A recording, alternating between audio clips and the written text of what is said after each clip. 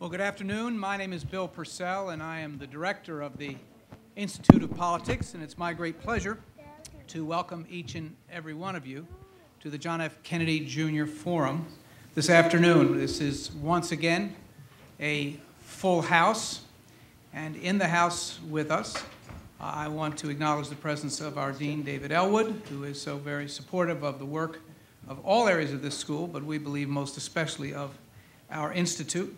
Tonight, as you know, is a conversation with David Plouffe, campaign manager for President Barack Obama's 2008 presidential campaign.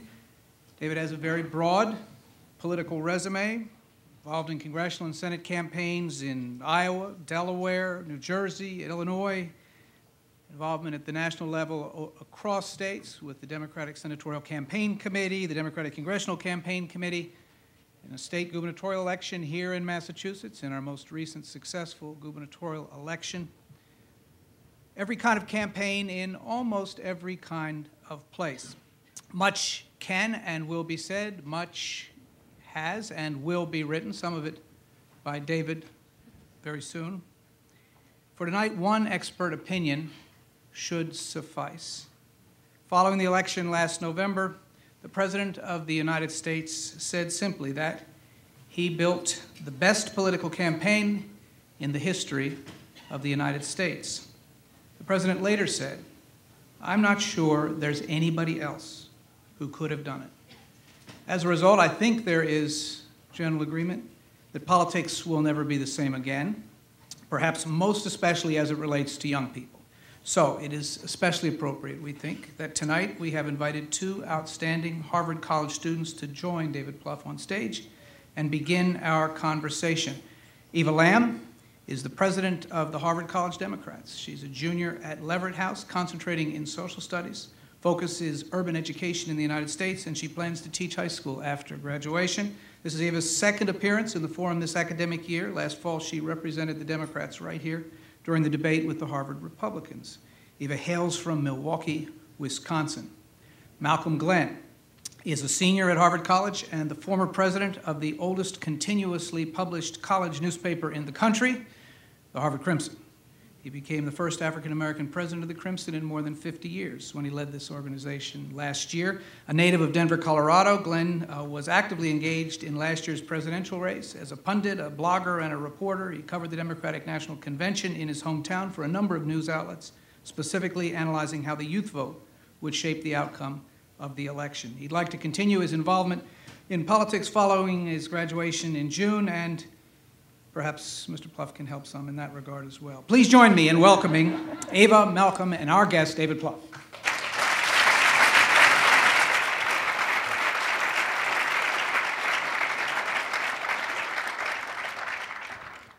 Well, first off, David, thank you so much for joining us. I think everyone here very much appreciates you being here. A lot of the students who wanted to work on the Obama campaign, what we could do best from here at Harvard was go up to New Hampshire. And, you know, as I'm sure you've, talked about and kind of hashed out a great deal on your own, the New Hampshire primary was something we've never seen. It was a polling anomaly that I don't think anyone has really been able to explain to this point. And so what I'm interested to hear, and I think what a lot of other people are interested to hear, was what the heck happened in New Hampshire? Well, thanks, Malcolm. I'm going to enjoy the dialogue with the two of you. Can we get the mic on? There we go. I want to thank you, Mayor Purcell, for having me here. It's been a great week so far. I'd say first, I think one of the biggest surprises of the whole campaign is that Barack Obama is the 44th president of the United States, having lost the New Hampshire primary. We really thought that to defeat Hillary Clinton, who was such a strong frontrunner and had such staying power, we'd have to win Iowa, and that winning Iowa would most likely lead to a New Hampshire victory. Now, we did not take the lead in New Hampshire in our own polling on Sunday, but we eventually did. And really, by the end, it was clear. The coverage was... The coverage of the election heading into New Hampshire was not whether Obama was going to win. It was how big the margin was. So I don't think any of us can say for sure why we lost. And I would say, before I get into the reasons, I think the fact that we recovered from New Hampshire again, as one of the surprises of the primary. I think if we had lost a primary where it was heading into Election Day and it was seen as a jump ball, 35 Clinton, 35 Obama, we might have had a tougher time dealing with that. That night, it was kind of like, wow, what just happened here? What the heck happened here? Something strange happened here. It's going to take a little time to deal with it, but in a strange way, it was easier to deal with a loss in that standpoint than if this was a jump ball that looked like it was going to be a dead heat. I think a few things happened. I think that there were some pretty tough attacks made on us by our opponent that weekend, that rather than deal with them in a broad way and say, you know, this is the kind of politics we need to reject like we did in Iowa, we kind of dealt with them tactically because we were on a good trajectory. The coverage of those last 4 days for us was all about Obama's triumphant tour through New Hampshire. And even though we were doing a lot of retail campaigning, going to Dunkin' Donuts and shaking hands, the coverage was Obama getting rock star-like crowds while Senator Clinton was out there working it one vote at a time. We probably should have adjusted. I think most importantly, there was two things that were, obviously Hillary's moment of emotion on Monday, it's hard to quantify, but that clearly had an impact. And you've got to remember, Hillary, for most of the campaign, was in the 40s. She was getting a lot of support. She sinks down in the low 30s. So as she bounces back, almost everybody that she got back had been with her at some point and still had favorable views of her.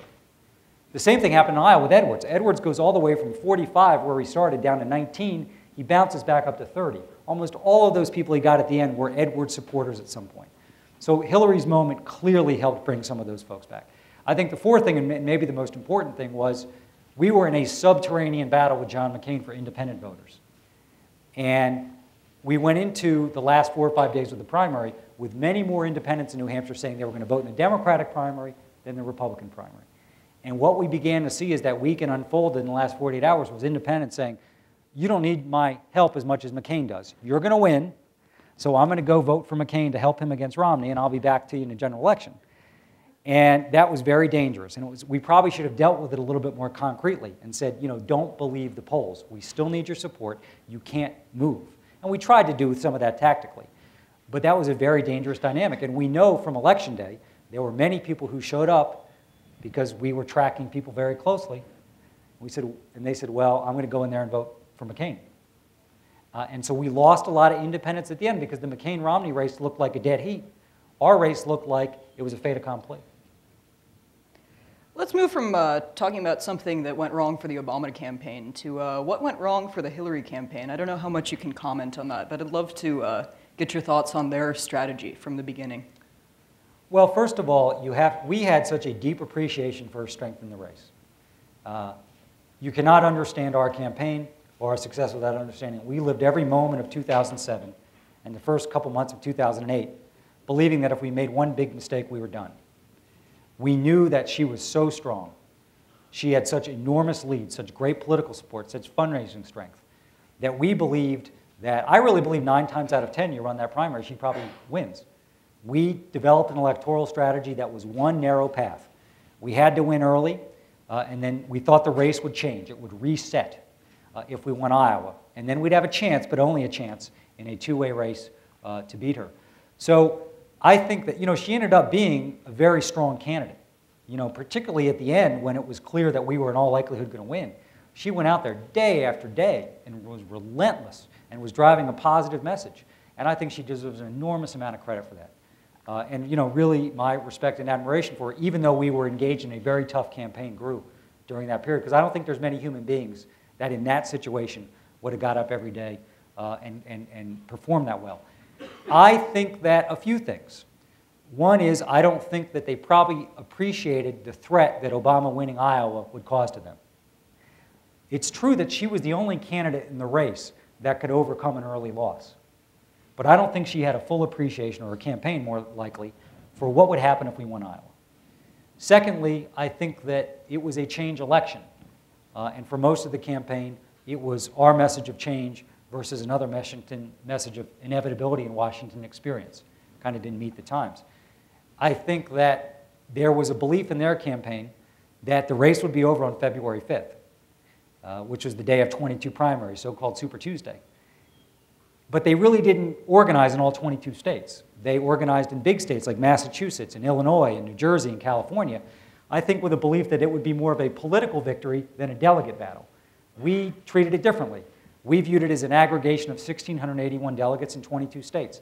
And if we could come close to even, we survived at that moment the greatest threat to our candidacy. We did better than that. We won the day. We won the states and delegates. And that morning of February 6th was the first time I thought we were going to be the Democratic nominee, all things being equal. And you look at that day, New Jersey, a big state, well over 100 delegates at stake. Hillary wins by 10 points. It's a big win. She nets 11 delegates because we learned from delegates that if races are relatively close, you don't win that many delegates. Idaho, tiny Idaho, 18 delegates. We win 15, she wins 3. We net more delegates out of Idaho than New Jersey. And that's really the story of that day. I mean, to talk about it in chess terms, she had queens and kings, we had pawns. But we aggregated enough pawns, and we won the day. So I think now they learned their lesson. You look later, very small example, but it's very illuminating. Wyoming, a state we were going to win, but they campaigned in it. They organized in it. Hillary went there, Bill went there. We still win 58-42. But if we had gotten 62.5% of the vote, we would have gotten an extra delegate. The old way the Clintons dealt with it, we would have, because they wouldn't have campaigned there. And we probably would have gotten 64, 65, or 66. So would we still have won Minnesota and Colorado and Washington State and Nebraska and some of these caucus states? Yes, but the margin wouldn't have been as big. The whole tale of the primary is one of margins. We won a lot of landslides. She won less. Landslides are how you aggregate delegates. And I think the other mistake was a sense that superdelegates somehow would make a decision based on loyalty. But it was clear in our discussion with superdelegates, who we all began to know too much about during the course of the campaign, that they were pretty much going to follow the results of the election. They weren't going to overturn it. And we spent a lot of time messaging that. It was odd. The outside candidate, we were the outside candidate, had to play more of the inside game at the end because it became more about insiders than about voters, which was a terrible place to be and no way to run a primary in my view, but that's the rules we had to deal with. And so we had to make sure that superdelegates understood that's the way we viewed the race, that pledged delegates, the winner of the most pledged delegates, should become the nominee. But she was a worthy opponent. We were a much stronger general election candidate for having tussled with her and her campaign. David, I have a two-part question. You talked a lot about delegates and the fact that we learned a great deal, probably more than we would have ever imagined about delegates by the end of this campaign. But I think it speaks to something, the fact that we were very, very engaged. But it seems like you were out in front of that in a way that no one else was.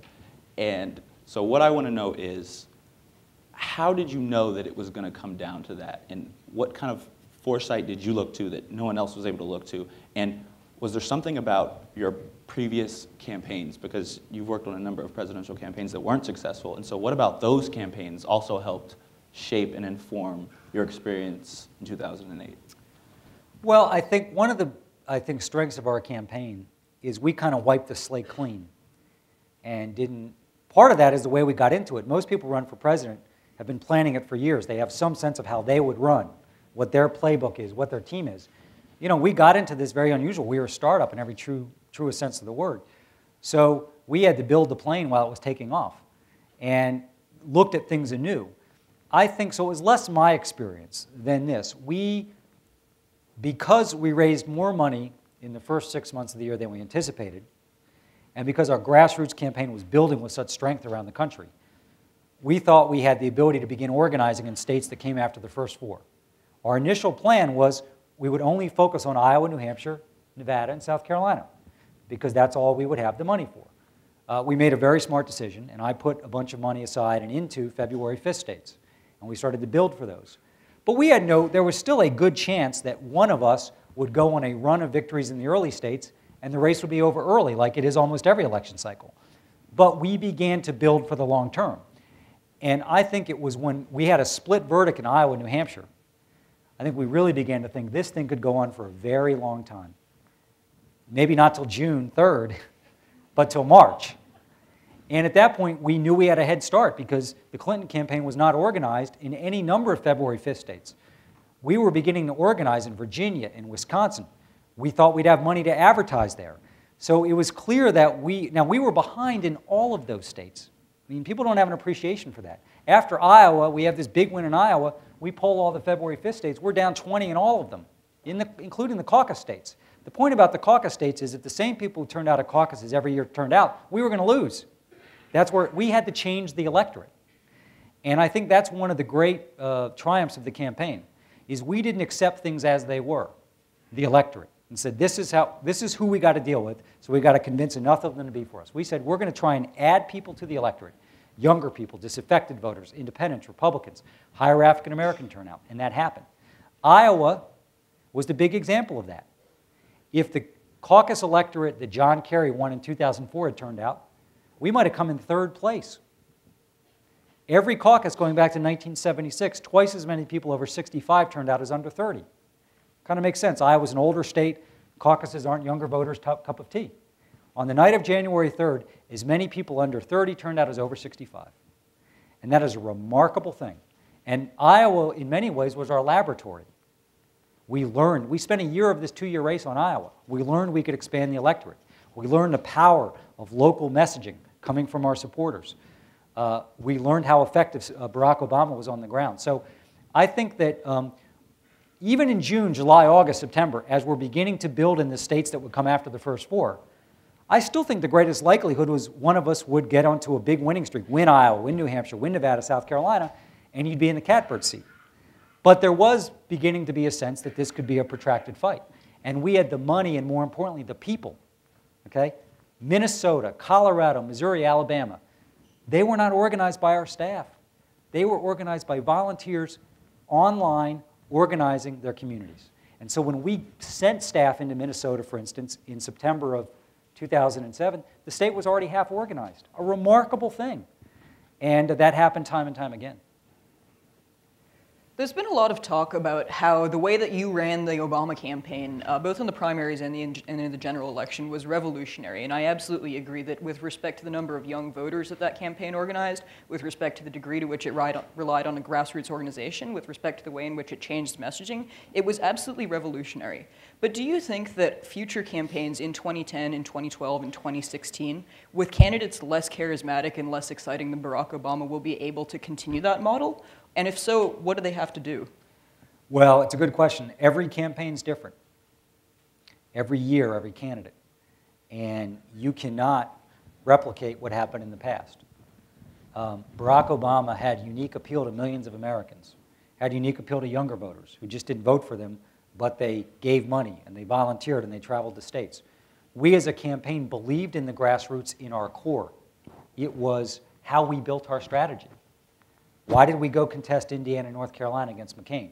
Yes, we thought Obama would have enough appeal with independents and Republicans. But it was because we had strong enough grassroots campaigns that you could win what looked like an uphill battle. So it was core to who we were, and our supporters got that. They really believed that Barack Obama and the campaign believed in them and what they were doing, and then it mattered. It wasn't a nice addition. I think many of our supporters by the end believed if they spent one less hour helping out, Obama may not win. By the way, there was some truth to that. This campaign was built on the backs of people who wanted change. So I think this going forward, first of all, if a candidate is saying they have to mean it, right? You can't just say, I want to run a grassroots campaign because that gives me a good press story. You got to mean it. Everybody should try, because getting people involved in politics is good for the country and good for their campaign. Everybody should try and get young people engaged. They should. Whether or not you can do it on the scale Obama did, it's unlikely. So should it be as at the core of your campaign as what we did? I think that's situationally dependent. For many people, it might be. It might be, you know what, volunteers are not going to be the core of how I win the campaign, but I'm going to find a useful place for them and apportion the right amount of resources and time to them. But it should happen. But I think if people did not think that Obama was authentically interested in their role in his campaign, and that our success hinged on their performance, it wouldn't have been the engine that drove our campaign, and it did. So I think that there may be people who claim to be running an internet-based campaign or a grassroots campaign that don't really mean it, that like the soundbite part of it but don't mean it, and they will fail. But everybody should, it proves that it can be done. Here's one thing. I think that one really positive development out of Barack Obama's success will be many more people will run for office who aren't quote-unquote from the establishment. Many more will run. Many won't win, but more will. It proves that you don't need the establishment support to win. And that's a healthy thing for our country. That, in fact, you can fund a campaign and organize a campaign if you've got the right appeal and the right message. If you're offering a challenge to the status quo, you can run, whether that's city council or Senate. And I think that's a really important development for our country. David, I want to talk to you a little bit about Organizing for America. It seems like your intent is to transition some of the momentum from the campaign into some of the initiatives that the president is trying to push forward. But it's a little bit more difficult than that because, you know, going out and going door to door and campaigning for a budget isn't the same as going out and campaigning for a really, really charismatic senator from Illinois. And so how do you maintain that momentum, essentially, and what would you say is sort of the grade you would give Organizing for America thus far? Well, I think there's no doubt, first of all, we're not in a political campaign. And there's no doubt that the urgency of an election, all the deadlines that come with that, voter registration deadlines, early vote deadlines, election day, you know, focuses people. I would say this, anything that our grassroots supporters do is a huge bonus because it's never been done before. And really, Organizing for America will do two things. First, and this was never appreciated in the campaign by political observers, and it's not now, if all we did was send over 13 million people messages so they understood Barack Obama's plans and message on the economy, on education, on health care, this is a huge advantage, okay? Because people talking to people was one of the strengths of our campaign. People don't always just accept what the media says, or government says, or an academic institution says, or business. They'll listen to what their neighbor says. Even though they know their neighbor, their colleague, isn't an expert on energy policy, they trust where they're coming from, their values. So we now have a lot of people out there who understood what he was trying to do with the recovery package. So when they would engage in 8 conversations any given day, they say, no, it's going to save or create 3 million jobs. And they're shovel ready. And it's going to help with growth. Right now in the budget, I'll break this down. Somewhere today, many places today, people are discussing current events. And someone will say to one of our supporters who got messages from the president about how to talk about the budget, they'll say, you know, this budget, I'm just not sure, his plans on energy and education, shouldn't we wait on that? Shouldn't we just stabilize the short-term economy? And can we afford to do this? And our supporter says, no, we can't. Let me tell you why. Barack Obama ran for president because he believed on the issues that will determine the strength of this country and for generations to come, energy, education, and healthcare. Washington has dropped the ball. They've not dealt with this. We've got to get on the right path here. It's going to how we lead to growth, long-term and short-term. It's going to make us a stronger planet, a cleaner planet, bring down healthcare costs. Secondly, he cuts the deficit in half in 5 years, being much more tough on spending than Bush ever dreamed of. So while he, yes, is investing in the places we need to grow, he's trying to cut the spending. Think about the power of that. That's how people decide things. That's how opinions are formed. That's what's happening. And it's a remarkable tool to have, particularly as mainstream media lessens in importance in terms of its reach. Secondly, we've done a little bit of this, and we're going to do more of it, is to ask people if they want to go out and canvass and make phone calls to build real support, not phony support, to actually go out and talk to people. You know, in Kokomo, Indiana, and Asheville, North Carolina, and say, this is what the president's trying to do on energy, on healthcare. Do you support it? And build real support. And, you know, right now, you know, there was some surveys to come out recently. We always take polls with a grain of salt. But, you know, 68% of independent voters this week said they trust what the president's trying to do on the economy. That doesn't happen by accident. Part of this is people are out there talking about this amongst themselves. And they're deciding that he's the one person that has a plan for the future that makes sense, that will also stabilize us in the short term. So I think my view is anything OFA does is good for the president, and it's great for America. Because people feel divorced from these debates. They think they happen in Washington amongst a bunch of chattering people on CNN. But they're happening in schools, and diners, and doorsteps, and on phones. And that's a great thing for our country. We need to reconnect people with their democracy and their government, and that's what we're trying to do. I remember my freshman fall here, the fall of 2006, I was, I think, in this very room when the results of the 2006 midterm elections were announced, and Democrats had made gigantic gains in Congress. And I remember that all the Democrats I was with were jumping around and screaming and saying, yeah, we won, but when they were saying we, they're saying we like I say we when I refer to the Green Bay Packers. In 2008, when we were all out on Mount Auburn and Massachusetts Avenue dancing around in the streets at 2 in the morning, we were saying, yes, we did, but when we said we meant ourselves and our roommates and our friends and our families. How did the Obama campaign create that sense of ownership? Well, what we did right was I think we had a candidate who believed in building a grassroots campaign, who our supporters and ultimately voters believed, that he believed in them. And our campaign was built with the premise that you could talk to people like adults, that their activity could help win an election and change the direction of a country. We believed in younger people when no one else did, that they would turn out and be active. We believed that African American turnout could reach historic levels. We believed that we could get Republicans and independents to give a Democratic nominee a chance. I mean, we won 13% of the vote in Indiana, of the Republican vote. That's why we won Indiana. So I think there was a sense that we trusted people, that we believed they were instrumental in the outcome.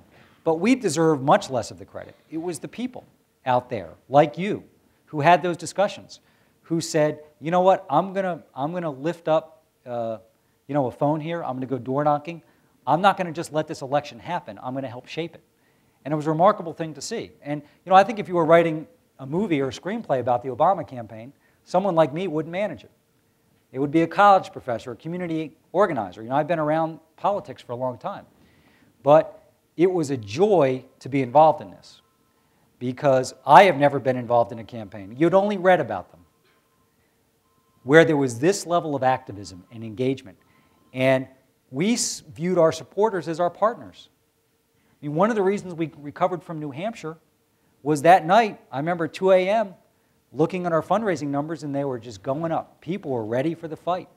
The next day, people say, people are pouring into our campaign offices. Okay, this wasn't, we liked Obama, and he had a setback, so we're taking a walk. They were in there. It picked us up. And it was hard to ever get down when you knew that there was millions of people out there who were giving money they could not afford to give, time they did not have to give to our campaign. And they were really, the wind beneath our wings. And it was a great dynamic. And I think it was one of the reasons we were such a healthy campaign, is we did not want to let any of you down. We really thought that this level of engagement was so unique that we had to get across the finish line and win so that there wasn't disillusionment and discouragement. And so I think that we deserve some credit for our approach and our belief in the tools we gave people, but our supporters deserve almost all the credit because they made this happen.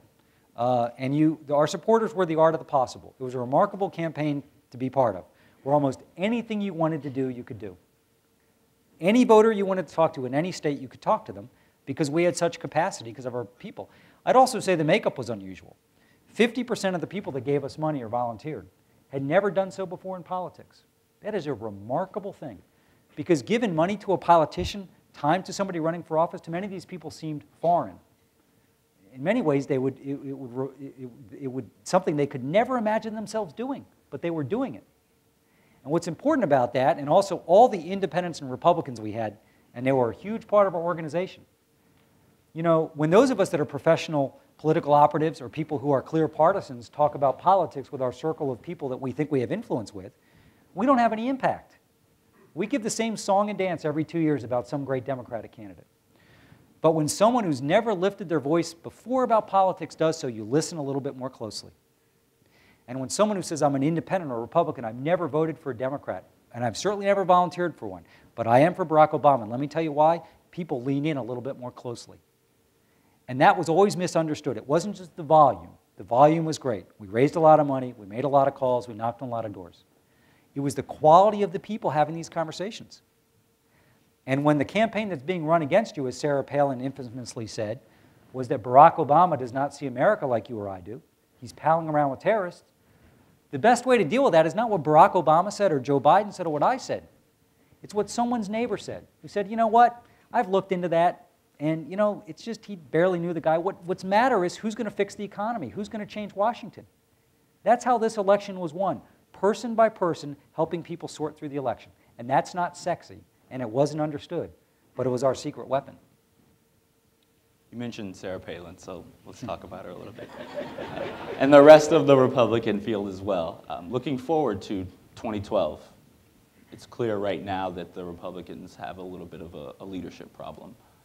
Who do you see filling that role as the leader on some of the more right-leaning issues, and who holds promise as far as who the president is going to be running against in 3 years? Well, I'd start by saying, President Obama has told all of us that he doesn't want any of us worrying about or focusing on 2012 because we've got big challenges and big tasks, and the last thing that should be part of any decision-making is that. And so this is just an amateur observation. First of all, this time 4 years ago, there wasn't anybody talking about Barack Obama running for president. So we've got the likely cast of Republican characters who may run, but there'll probably be new people emerge. Politics always surprises us, and so I think we should assume that the field will be different, and the likely nominee could be someone that we're barely registering on our screens right now. So I don't know. I don't really have thoughts on the individuals. I may have thoughts on Sarah Palin, but I'll get to 2012. I think they're having a big, they're going to have a big identity crisis in their party. Should they nominate someone who's right or center right? Should they nominate someone who's their Obama or sort of their antidote to Obama, someone who's been around Washington for a longer time? But this will play itself out well before 2012. And I think I distinguish between Republicans and Washington Republicans. I think Republican voters and business leaders and some local Republican elected officials are out there trying to solve problems and cooperate where they can. The Washington Republicans have chosen a much different path. And I find it interesting that a party that has almost no support with Hispanic voters, young voters, independent voters, is offering either no new ideas or recycled Bush ideas. And they seem to be content to speak to the 30% of the people who still think George Bush was a good president. I do not think this is a recipe for electoral repair. But that being said, a lot can change. We live in a very fast-moving world. A year from now, we could be talking about the Senate Republican Party. We should not get comfortable if you're in my shoes. So, but I think it's going to be fascinating to play. They're even having these debates now. Should they offer positive, constructive alternatives or not? Should they just oppose? Right now, 75, 80% of the electorate, so that means almost all Democrats and independents and some Republicans think Obama's trying to reach out to the other side. About 25% of the people think that of the Republicans, which means they're getting no Democrats or independents and even losing some Republicans. That is really dangerous and flying in the face of what the American people want and sent clearly in the last election. We want you all to act like adults and get along. Now, that doesn't mean they don't believe the opposition party doesn't have a role. They do. But when it's opposition based on principle, I think the sense from voters now is that in Washington, the Republicans are playing politics. And again, I think it's important to distinguish because there's plenty of Republicans out there who I think are doing smart things and want to cooperate while they can and oppose where they must. But I think right now, they're kind of searching for their identity and their strategy. And it's going to be fascinating to watch it play out in the next 3 years. I think it's going to be, I wish I could just sit back and eat popcorn and watch the movie because it's going to be fascinating. I don't know that I'm going to have the chance to ask you this in 2012, so I'm going to ask you tonight. What was the Sarah Palin effect? Well, I'd say this. I think she did end up being our best organizer and fundraiser. So, she helped in that regard. But I think the understanding about Palin, I think, really misses something fundamental, which is voters didn't vote for Obama or against McCain because they said, I didn't like the way Sarah Palin handled the Kerry Couric interview or the Tina Fey bit really spoke to me. Whenever voters talked about Sarah Palin, they didn't talk about Sarah Palin, they talked about John McCain. This was a very important decision. And they began to see two things about it. One, they found the whole process of picking her to be very erratic, and not the process they would want. The word erratic, something we began with Palin, and really around his comments about the economy and his behavior around the debate set in. He's erratic.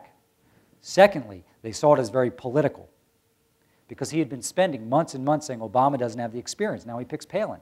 People went right, I'm not talking me, people, voters, went right to the politics of it. And that was damaging to McCain, because one of the dangers he presented it to us in the general election was the sense, particularly amongst many independent voters, that McCain wasn't all about politics, that he made important decisions sometimes without regard to the politics. And this began to erode him.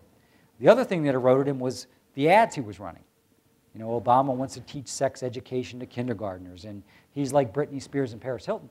If Kerry or Bush or Gore had run those ads, it wouldn't have mattered, really. People expect that. They expected better from McCain, as they did from us. And those ads he were running really caused him damage with independent women in particular. So McCain eroded political capital that had been built up over 20 years. So I think it was more about what it said about McCain. And listen, the truth is she went out there and she got big crowds, and the RNC raised a lot of money, and a lot of that was probably because of Palin. So I think there's areas where Palin probably helped them a great deal. But I think on the whole, it did damage to McCain because he came across as political, and they really thought the process he used to pick her was not what they thought should be done. David, it has been a pleasure getting to talk to you. And this is all the time that Malcolm and I have for questions, but we're going to hand it back over to Director Purcell for questions from the audience. So thank you so much. Thank you. Not too bad.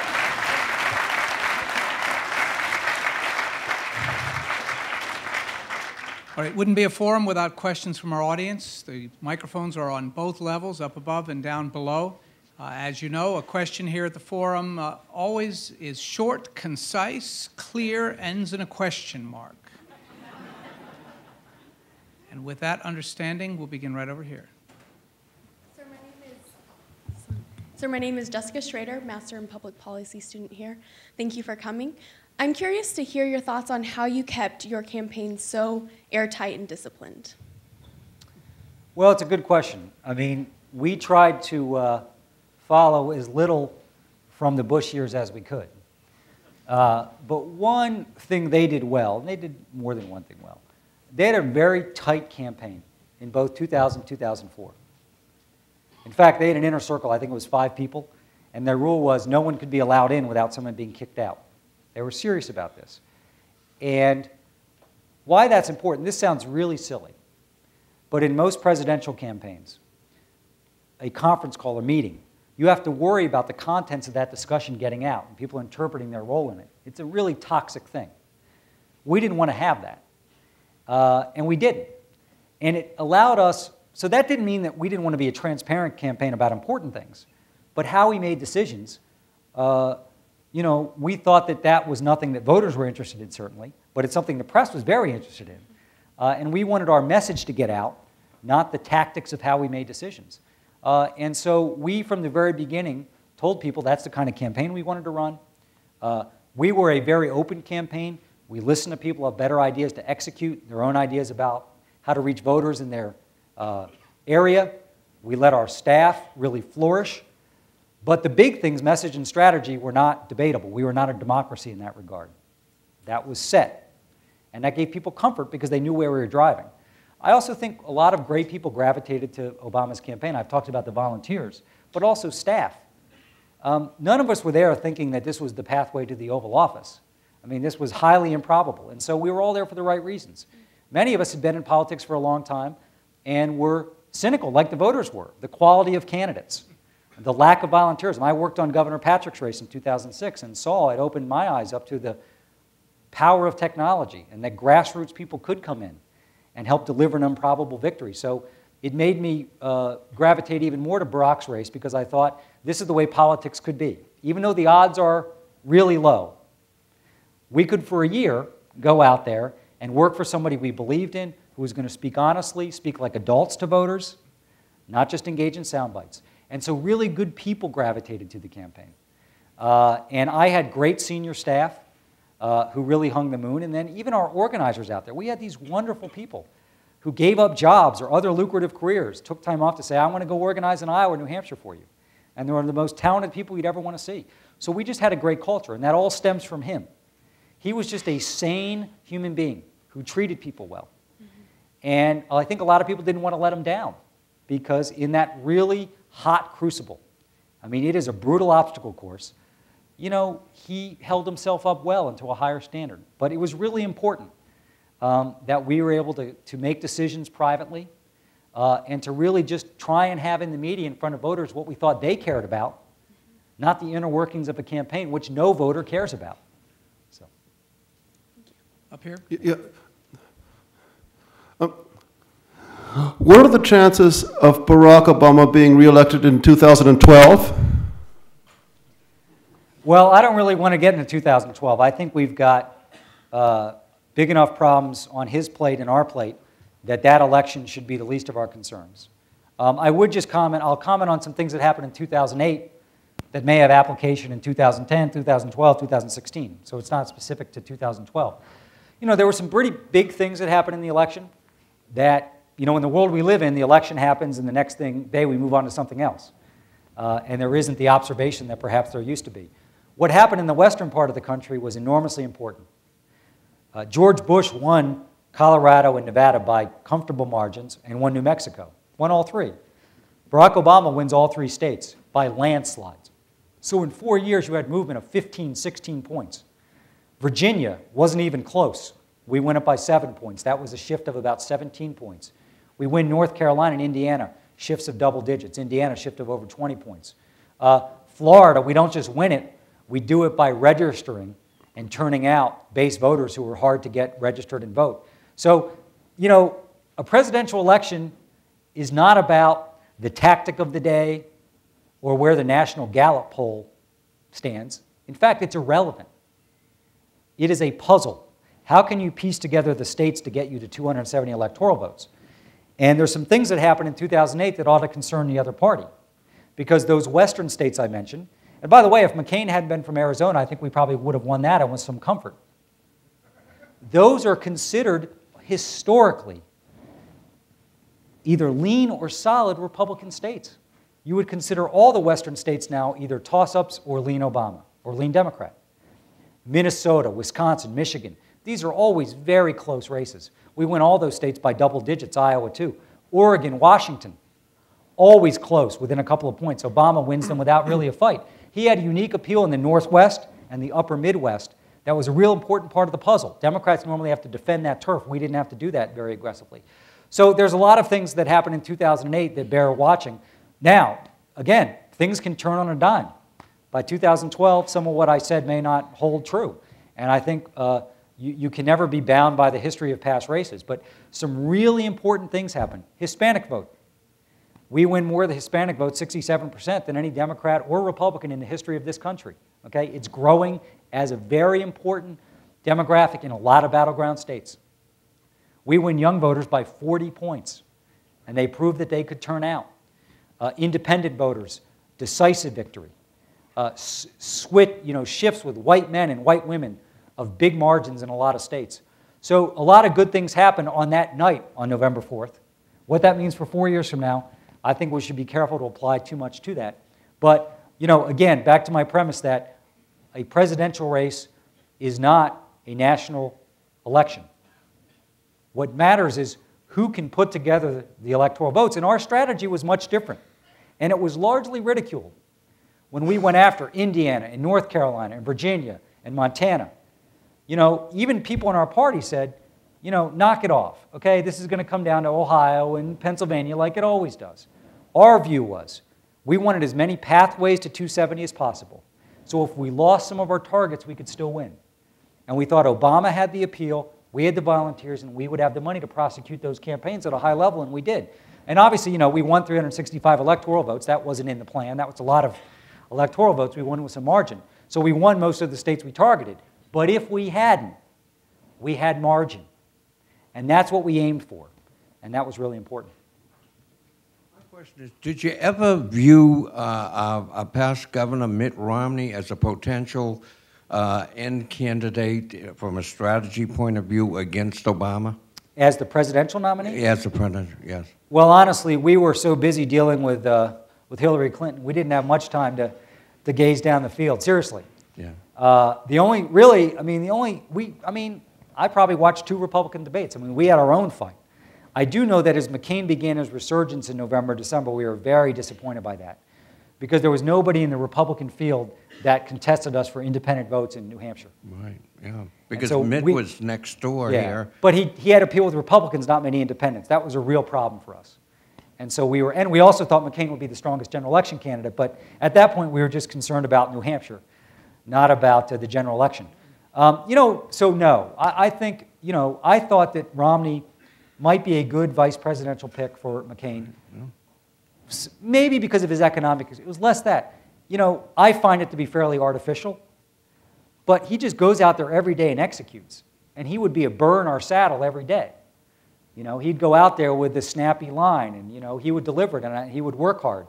And, you know, I didn't think there was much downside. So we were already ready for Romney. I mean, we began the week before the pick saying, you know, great, pick Romney. They're doubling down on, you know, a lot of houses and bad economic policy. Mm. You know, I mean, we were just going to twin them together in that way. Right. We didn't have quite the strategy developed on Palin. We had to kind of make that up as we went along. But so, you know, the truth is that was a very close race. You know, Romney came close in Florida, South Carolina. If things had bounced a little bit differently, you know, it would have been Romney and Obama. But I think McCain was a tougher candidate for us than Romney. Even with some of McCain's mistakes, he had appeal to independent voters that Romney would not have, in my view. Well, can I tell you, we'd just like to thank you for getting Obama elected. Well, we appreciate it. Thank you. Thank you. Thank you. I was actually wondering about Organizing for America. Do you think that it has a potential, anyway, to become more of a populist instrument that can thwart thoughtful policy analysis, and, you know, just by having this, maybe not a full aspect of a campaign, but, you know, certain elements of, you know, a campaign and organizing through your community? Well, I think, you know, policy development won't be done through Organizing for America. You know, in the campaign, obviously, we developed message and strategy and then implemented it. That all emanates from the White House, obviously. Organizing for America is simply a way to communicate to people what the president's trying to do and ask them to get involved. But again, the power of Americans out there deciding to engage with their coworkers and their neighbors and calling people and canvassing people to talk about, here's what his health care plan is and what he's trying to get done and why it's important, energy plan. Again, even if there was no benefit to the president, I think that's a wonderful thing for our democracy.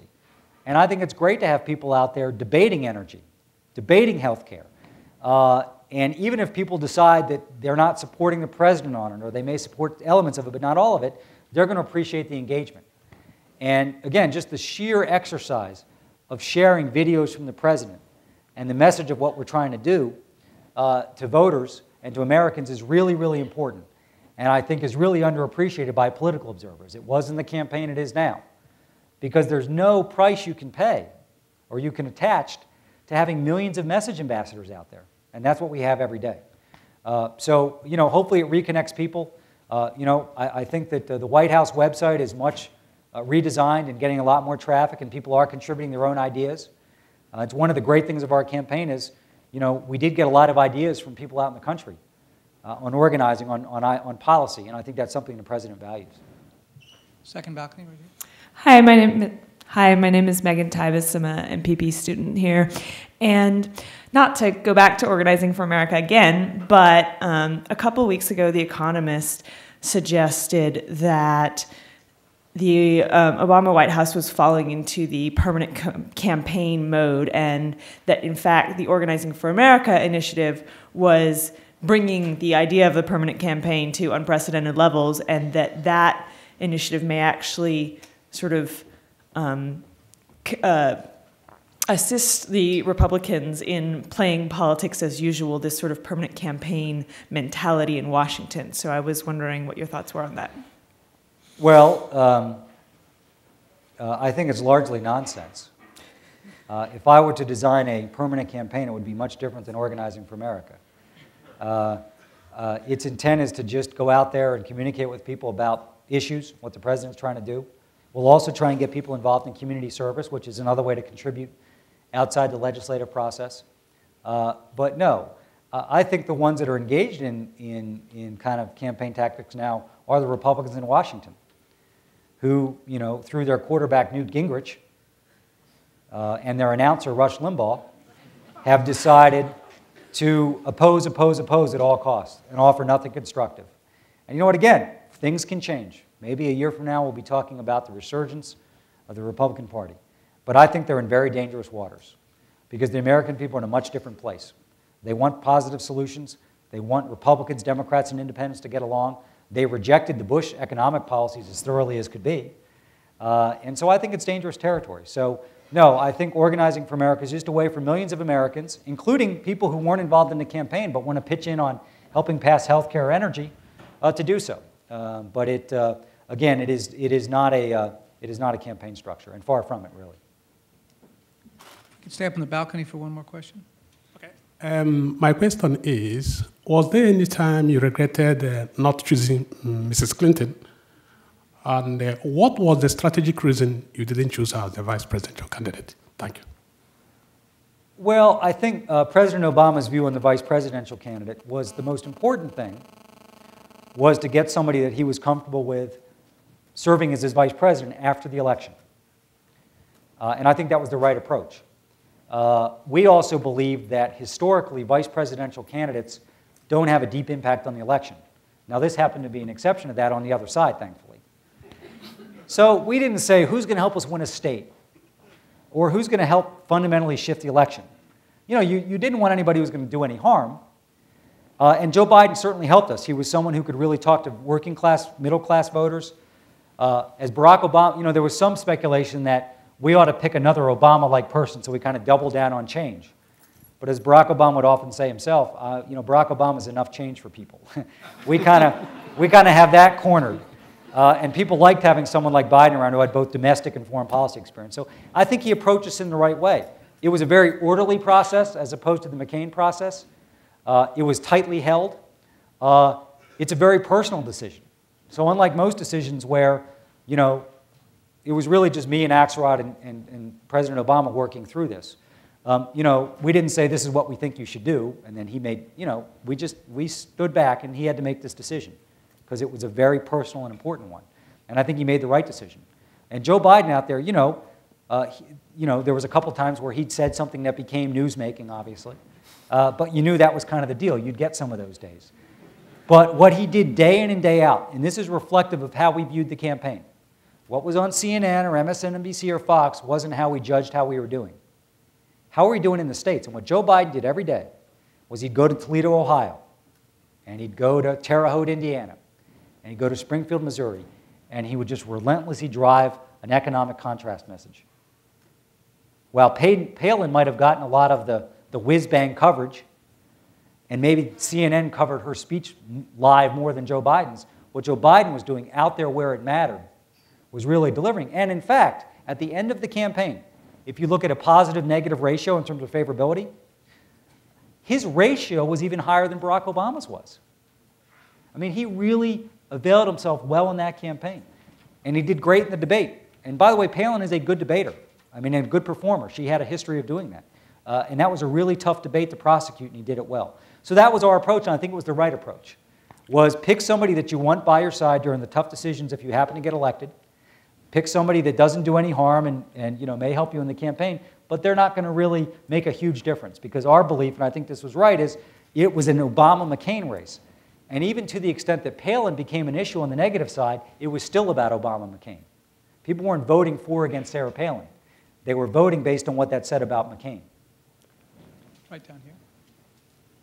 Well, another question about Organizing for America. It's popular tonight, but with a different spin. Organizing for America focuses on building support for Obama's national agenda.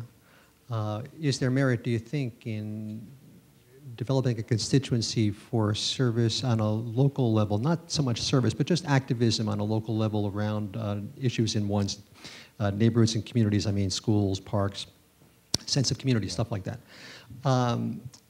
And if that's the case, how do you go about doing that in a world where people talk about them being busy and overwhelmed and stressed? Well, it's a good, I think what the election showed us is that people, even when they're overworked and stressed about the economy and have so many challenges, they're willing to give outside of themselves if they believe in the cause. And people were already volunteering in huge numbers for the types of causes you describe, but not so much for political campaigns. So I think that first of all, people don't have to wait for Organizing for America to do anything. They should go out there on their own. I think what the president is going to do is use his leadership qualities and that pulpit to convince people that legislation isn't the only pathway to progress, that you can weatherize a lot of homes and immunize a lot of kids and improve a lot of schools if people dig in. And I think you're going to see him do a lot of that, Michelle Obama do a lot of that. I think that we are going to encourage people through OFA. I mean, we asked people around the inauguration to do a day of service on January 19th, the day before the inaugural, and the response was tremendous. We're going to keep doing that. So I think there's huge value there, and it's really, really important. And that really gets away from a political campaign to the previous question up there. I mean, that's just people out there digging in and helping their community, and nothing's more important. And I think the president believes really strongly in that, that if we can just even marginally increase the amount of time that people are given to their local community, it can make a world of difference. And it also binds us all together in a way that's really important. Down front here. David, thanks for coming. A first-year MPA ID student here. A question, we've talked a little bit about the campaign tonight, so I wanted to talk about the transition. And I think last time when you and David Axelrod were here, you mentioned that in around September when McCain started talking about the economy, you kind of knew that you had won or had thought you had won. Take us through the transition process, sort of what's happening from your perspective now, like what happened with Daschle if you had been working on it for so long, sort of how did that come up? Well, I certainly didn't think it was over in mid-September. We sweated this thing all the way till the end. That's the only way you can operate, really. And we learned through the primary that you better not get too comfortable in your seat because it'll get pulled out from under you really quickly. That aside, really, we began in the summer to build a transition that was distinct from the campaign because it had to be. We had to focus on winning. But John Podesta came in and ran a magnificent effort so that, it was clear that President-elect Obama would not have the luxury of a lot of time to get his feet wet. We were in such a moment in our history that a lot had to happen right away. So I think the transition was very orderly. I think it was well executed. You're, of course, going to have issues with potential nominees in the world we live in where there's issues. I think Tom Daschle is a wonderful public servant, would have been a wonderful HHS secretary, really deep knowledge on health care. I think would have fit in with the whole culture of the Obama administration, but there were obviously some issues, and he decided to withdraw. Maybe he could have gone on and been confirmed. He probably could have been, but he didn't want to be a distraction. So I think there's a lot of focus on, I will say that the way the president dealt with it, which is, that we made some mistakes or we made some mistakes, people found really refreshing. They hadn't heard a president say that in 8 years. And they really respected it. And so, but I think those tend to be fascinations of the news media and not the stuff people focus on. They actually appreciated that he got a recovery package passed so quickly. And they attribute some of that to being a strong, one of the problems that voters had in the fall was they didn't have a sense that Bush was managing the economic crisis. Boy, they want their president to be on top of this day in and day out. And they want to see their president. They want to hear from him. And they want to make sure that he's really involved. And I think that people got the sense that Obama was running a well-run transition, and they still thought that even after some of the bumps, and that it was orderly and it was prepared to take office. So, but it was interesting just because you've got a whole transition process going on that is really distinct from the campaign. I would have interaction with it because we had to schedule conference calls and meetings, and but we didn't talk too much about it until after the election. And then it really is baton gets passed. The transition now needs to take over, and that takes a lot of work. And I'll tell you one thing, even the way we funded it, change is hard. So for the first time ever, in both the transition and the inaugural, a president said, I'm not going to allow big corporations to write money, or lobbyists, or PACs. Most of these things were funded with $50,000, $250,000 checks. The president said, cut off of $5,000. This was a big deal. And the burden then fell on all of you who helped us, who got asked to give money to the transition and the inaugural. But that was the only way to fund it. And so I think the way he funded it was also unique, because you're not going to change Washington in 1 act or 2 acts or 3 acts.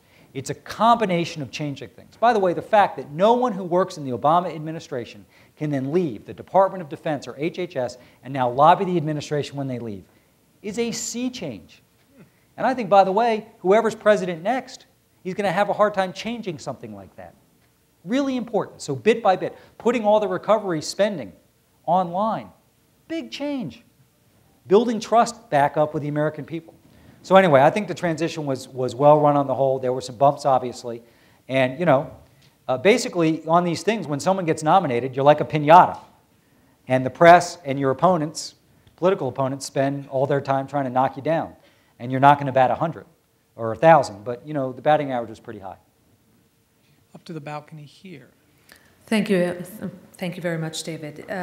Two related questions, going back to the campaign for a moment. You said that the way the campaign was run in the primaries really challenged traditional notions about party structure and how to move forward. What do you think the implications, longer-term implications of that will be, both within the Democratic Party itself, and do you think that will have implications for the two-party structure and the way America runs campaigns overall, Democrats, Republicans, and whether or not we will see some changes in that going forward? Well, I think that I don't see anything in the offing that would suggest that we don't remain largely a two-party country. But I think that, you know, allegiance to party is, you know, situational.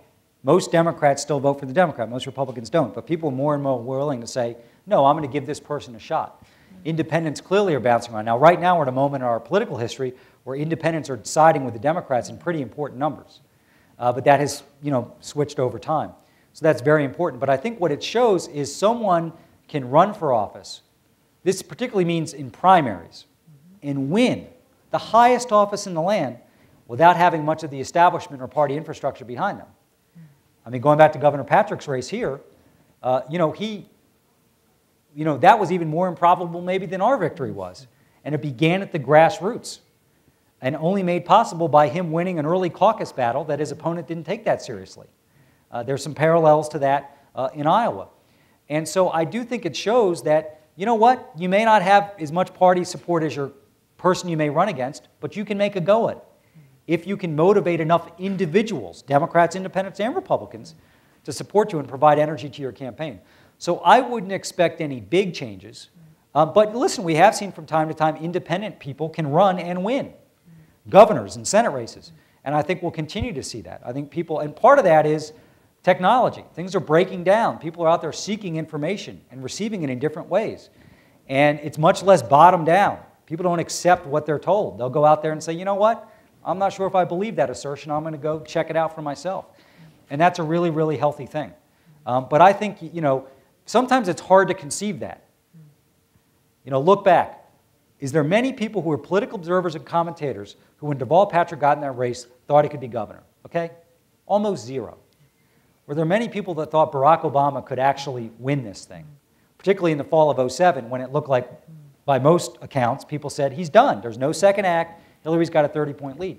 You've got to be willing to imagine something out there that can be built, that is powerful enough to overcome a lot of those conventions.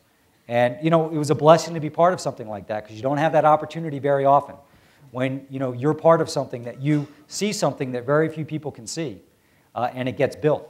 Really because of the talent and drive and imagination of people who decided to help shape the future of their country. Up here in the balcony.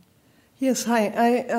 I wanted to maybe rewind a little bit, not so much to the early days of the campaign, but to your early days as a political strategist. And if you could tell us a little bit about, can you point to a couple of breakthrough moments, light bulb moments where you were making assumptions that proved wrong, or where do you draw your information and your perceptions of the voting public, and, you know, what kind of, is it more experiential? What sources are you using to shape, you know, what has turned out to be a very successful notion of how these campaigns should be run? Well, I think all of us bring experiences that, you know, have impact on the way we view things and execute. But I think generally, you know, my experience or David Axelrod's experience, you know, any attention we get is far too much. We're all replaceable in this enterprise. It's the candidate in this campaign, our volunteers, who made the difference. So I wouldn't say for me it's any one. I did work in Iowa a lot, and that gave me an understanding of the state. I think one of the differences in our campaigns was most of the senior people in our campaign at the national level had Iowa experience. And since our campaign was about Iowa, you know, we viewed it through the right prism and understood that. Our opponent's campaign, for the most part, did not have people at the national level who understood Iowa or had worked there. And that was a big advantage for us. Really not a very sexy reason we won, but one of the reasons we won. And so that helped. And I think, you know, I was involved in a campaign in 1996 for someone who was about as far from Barack Obama as you can imagine, Bob Torselli. But that was a really hard race. And we had a message and a strategy there, and we stuck to it during dark times and not so dark. And it taught me that you just need to be very disciplined. You got to get up on that horse every day and hope you don't get thrown off, and try and get to where you're going. So I think that, but for any of you out there that are, thinking about campaigns, one of the great experiences of this campaign was to see younger people, and we're here at Harvard, so this is appropriate, who brought their talent to bear to our campaign. And I've never been more confident in the future of the country because it was great drive and imagination. And I would encourage you to get involved in politics. But I think this is particularly important for you from Harvard, which is, we had a guy on our campaign named Eric Lesser who came from here. Okay? He's now working a few steps from the Oval Office. He was the guy who handled bags in our campaign. You got to be willing to do anything. You are not going to come out and write speeches or position papers. And I think particularly if you're from Harvard, you've got to show that you're willing to get your hands dirty and work hard. Because people will think you ought to be writing speeches or managing the campaign. And guess what? Go put a yard sign in, carry bags, okay? Work around the clock. You're not going to be doing much thinking. You're going to be doing a lot of doing. That's very important. And also, don't think that it's got to be a presidential race or a big Senate race or governor's race. Go work on a state Senate race or a county council race or a congressional race. You'll have more impact, though. You'll learn more. And it's a great experience that way. So don't be dazzled by the bright lights. Any campaign can give you real knowledge and the ability to move up in the profession. Right here. Hi, thanks for coming. Kind of along the same lines, as a campaign manager, what are the criteria that you look at when you're deciding which candidates you're going to work with? And given Hillary Clinton's strong presence early on, when you signed on with Obama, what gave you the indication that you could win? Well, in the beginning, when you're in politics, you'll work for whoever will hire you. So, I managed my first race here in Massachusetts in 1992, so I was 24, and, John Oliver, who was running his first reelection there, hired me, and I was just thrilled to go do it. You began to be a little bit more selective over time, if you can. And, I had not managed a campaign since 1996. I managed the Congressional Campaign Committee in Washington in 2000, so that was the last time I managed. I was a consultant. We were fortunate to work for people like Governor Patrick and other, Rahm Emanuel, some other people. But as a consultant. And being a consultant is much different than being a manager. When you're in a campaign, your butt's on the line every day. When you're a consultant, you're giving advice. And yes, if you're making an ad or doing a poll, and there's decisions that have to be made, and you're working around the clock, but it's different. You got to sweat everything in a campaign. And one of the challenges I had to overcome, aside from the personal difficulty of doing it, and the sacrifice my family would have to make, was, could I go back and do that? Would I be a good manager? It's like someone who was, taking 3 years off baseball and was asked to go take the mound again. But for me, it wasn't about could he win. And our decisions about whether he should run or not, we didn't spend a lot of time on could he win. Because it was clear it was going to be really hard. It was simply, he had to answer, did he have something unique enough to offer the American people at this moment that suggested he should run? He answered yes. He thought he could potentially re-engage people in their democracy. He thought that big challenges like energy and healthcare were being avoided, and we needed fundamental change to Washington to address them. He believed that we needed to repair our relationships with the world, and he might give us the best opportunity to do that. So we answered yes. Then for us, it was could we, the second was, could we put together a credible campaign? Not could we win, could it be credible? And so for me, I was engaged in politics for 20 years, but I was cynical too, and I deserve some responsibility for that cynicism. I was a practitioner. But the quality of candidates, the quality of campaigns, was something that I really struggled with. And as this opportunity presented it to us, and I thought when we first talked about this, there was no way he was going to run. It became clear this was more and more of a possibility. And, eventually he asked me to manage the campaign if I run. And I think, I had a conversation with my wife, and she basically said, you complain about the quality of our politics and candidates, and as difficult as this will be on us, she didn't use this term, but kind of you'd be a fraud if you didn't do it. Here's a guy who you believe in, who offered the chance to do politics the right way. And you really need to answer that call, even if it didn't go anywhere. And so I would have been proud to have been part of it, even if we lost in Iowa, and we were a footnote in history, because it was such a healthy thing to be involved in. I doubt I'll be involved in anything like it again. It was that unique. But to see that kind of, it's what people who were involved in Bobby Kennedy's race talked about. It was a remarkable thing to see. Or on the other side, the Reagan campaigns. People believed and they gave outside of themselves. So, we listen, I didn't think we were going to be the nominee until probably the morning of February 6th, and I wasn't even sure then. You know, again, we lived, it was a very painful way to go through that period, living in fear of your demise, but it worked for us because we took every decision seriously. We knew that wrong move, and we'd fall off the cliff. And, you know, and part of that was we just had a healthy appreciation for what a strong candidate Hillary Clinton was and how strong her position in the race was. Let's go up in the balcony again. Hi, my question is specific to a community within the campaign about what the decision making was behind Barack Obama, the candidate, not visiting a mosque throughout the entirety of the campaign, whereas he did visit synagogues and churches. And I'm wondering if that is an exception to the dogma of the campaign of rising above the politics of fear, given that there were rumors used against him in certain areas that he was a secret Muslim, and that had pull in certain demographics that the Obama campaign wasn't winning in. Well, I'd say that, first of all, we organized very aggressively in the Muslim and Arab American community. And, you know, it shouldn't be this way. But when we did that, you know, we would get from our supporters concern. You know, because hopefully 10 years, 12 years, 4 years from now, this won't be an issue. But because he was an unknown candidate, things like he's a Muslim, or he took the oath of office on the Quran, or he will if he's president. He refuses to stand during the Pledge of Allegiance. He won't put his hand on his heart. All those things, when you are someone who's new to the scene, can attach to you. And we can argue about whether they should be meaningful or not, but for some voters they were. And so I think that it was important for us to demonstrate his faith and, you know, correct the record on some of these things. But we tried to organize. And listen, I think obviously there was a situation in Michigan where a couple of women in headdress got moved off the stage, and that was something that he was particularly unhappy about. Some volunteers did that. And so we want to send a message, listen, we're not going to do that anymore. But, you know, we organized very aggressively, got a lot of support. But I think as you see now in his presidency, you know, the message that he sent to the Iranian people was really a watershed moment. And of course, the commentary is, well, Ahmadinejad hasn't laid down his sword and embraced America. Well, of course not. It's going to take time. And he was speaking to the Iranian people.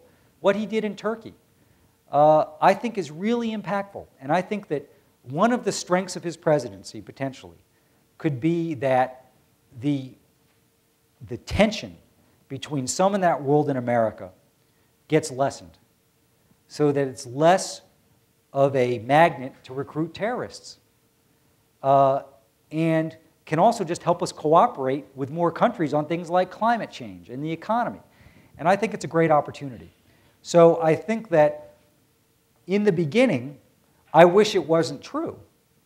But in the beginning, and he's just getting known, the fact when some people thought he was a Muslim or he didn't recite the Pledge of Allegiance, as silly as this sounds, it bothered people. Shouldn't be the case, but it did. And so it was an issue. And so what we did was try to arm people with the tools, not to say, you know, that if he was a Muslim, that would be a terrible thing. Just this is his faith. And in fact, he does put his hand on his heart. And in fact, he did take the oath of office on a Bible. There was a subterranean campaign going on here, mainly by email. So we had to arm our people with an enormous amount of data so that they could then email back a fact sheet. It was kind of this guerrilla fight that was going on electronically. And it would morph into many other things. You know, Reverend Wright was going to be our Secretary of State and all these things. It was craziness that would just come up. So, but I think that, you know, particularly the situation in Michigan with the two young women was painful to the community. And it's something that we tried to communicate, that we thought we made a mistake there. We didn't mean to.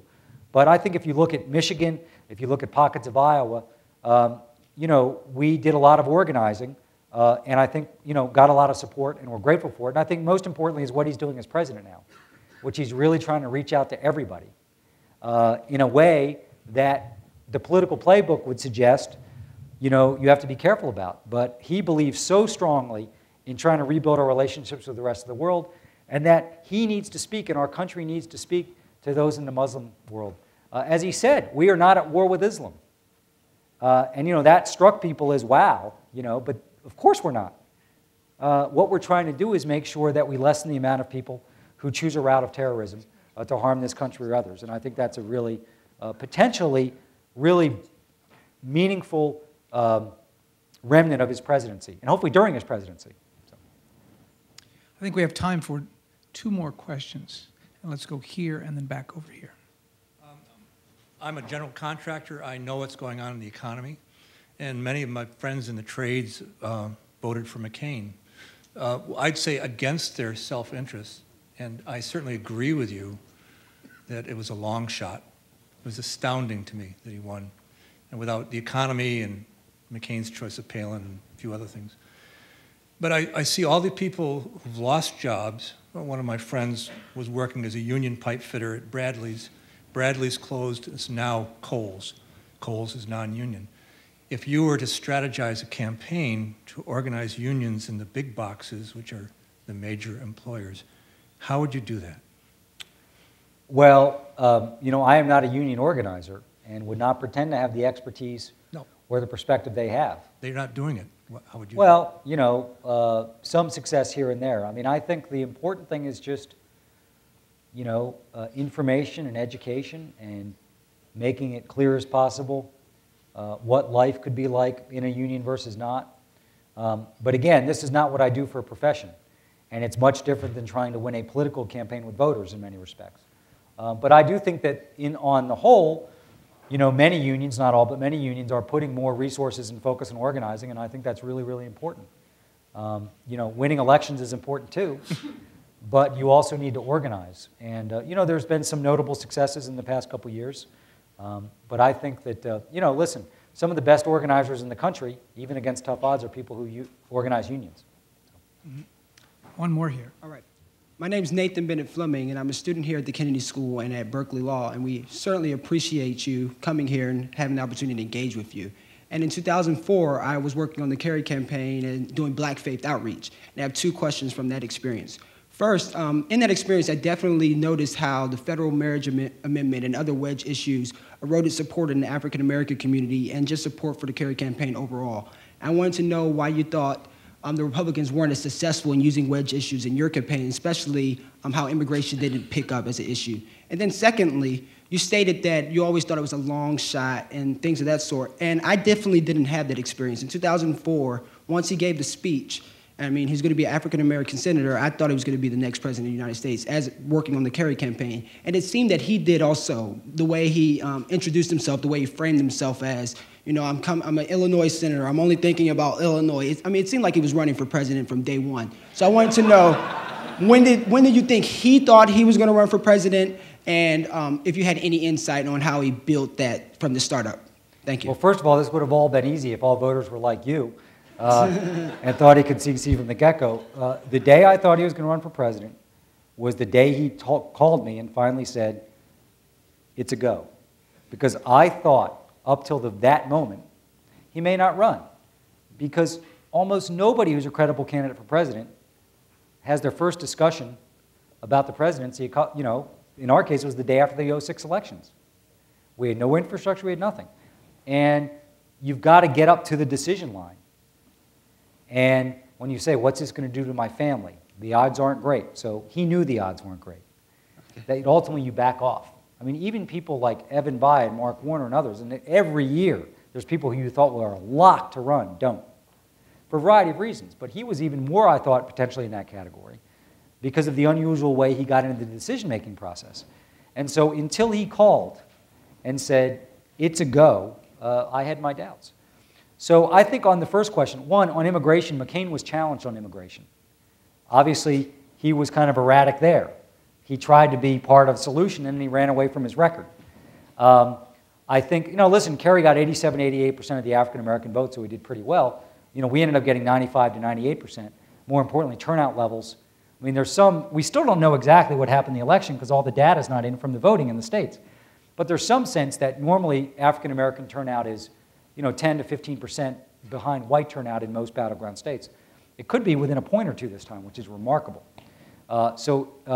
Obviously, some of that was his race, but a lot of it was just a belief that we couldn't afford any more Bush policies. People had much less tolerance for wedge issues and distractions. I mean, he really believed that he could level with people and talk to them like adults, even when a lot of political observers says he needs more sound bites. People would be ready to have that kind of adult conversation. And they wanted to focus on who's going to improve the economy, who's going to change Washington that's going to help me and my family. And they were less interested in some of these other issues. And listen, we did a lot of organizing in the faith community, black, Hispanic, and white. You know, it was a great way to go talk to voters. Even on something like the gun issue, you know, we did a lot of advertising on the gun issue in areas of the country where that can sometimes be an issue, and said, listen, Obama and McCain have the same position on the Second Amendment. Neither one's going to take away your gun, but who's going to protect your job? Really important, but we got there first. We framed it. And so I think that there was a real sense that people were zeroing in on things are really going in the wrong direction. I've lost my job. I'm worried about my job. I'm worried about health care. Who gives us the best chance for change? And there were a lot of voters who said, you know, I didn't think there was any way I'd vote for Barack Obama, but I find myself being impressed by his steadiness and his approach. I get the sense he'll look out for the middle class. I don't agree with everything. I may not even think he has enough experience, but in conventional terms, but I get the sense that, you know, he gives us the best opportunity for change. And that's why the debates were really important. You know, debates were important. People got to really see him unfiltered, and they were impressed by his intellect, his thoughtfulness, his approach, the fact that he didn't travel down the low road at every opportunity. I mean, that was also unusual. I mean, we won this in a way that all the experts said we couldn't. You know, there were books written before the election, one of them called Way to Win, how do you win president? Well, you know, you go the low road. You follow the Collar Road playbook. It's the only way to win is use swift vote. And Barack Obama was not going to do that. And while we were tough with our opponents in terms of issue differential and whatnot, he won it the right way, in my view, and proved that you can. Now, that doesn't mean that politics has changed forever in that way. There may be some election cycles where that doesn't work, but it proves it can be done. It proves it can be done, and that's a really important thing. And so that, you know, people felt like they just dealt with the core issues. But, you know, I think that the work we did in the faith community was really important so that people understood where he got his values from. And it's a great way to organize, by the way. So many people of every race and every gender and every geography, it's a community. So if you can get people within that church community advocating for you, I mean, South Carolina is a great example. In history, in South Carolina in the primary, people don't organize. People do politics, which is much different.